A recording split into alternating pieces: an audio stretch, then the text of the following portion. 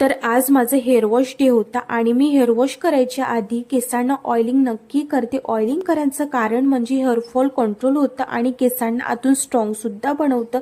Blood circulation छान होतं आणि केसांची वाढ झटपट सुद्धा होते. केसांची ग्रोथ छान व्हावी म्हणून त्यासाठी मी होममेड ऑइल सुद्धा बनवते. त्याची रेसिपी मी नेक्स्ट ब्लॉगमध्ये लगेच शेअर करणार. तर त्यासाठी जास्त काही नाही, 2 वस्तूची गरज असते. फर्स्ट कोकोनट ऑइल आणि सेकंड तुटीचा खडा. इझिली शॉप किंवा ऑनलाईन मिळून जाते.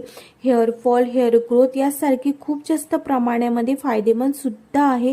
तुमच्या हेअरच्या अकॉर्डिंग ऑइल घ्यायचं. 1 चमच तुटी बारीक पावडर करून ॲड करायची आणि 15 मिनिटं छान मसाज करायची. ओव्हरनाईट नसेल जमत तर आंघोळीच्या 2 आवर्स अगोदर अप्लाय करायचं. खरंच रिझल्ट खूप छान मिळते. मागच्या ब्लॉगमध्ये सांगितलं होतं मला कुठेतरी बाहेर जायचं आहे. खूप दिवसापासून ह्या दिवसाची आतुरतेने वाट बघत होते आणि फायनली तो आज दिवस आला. तर आमचं स्वतःचं शॉप.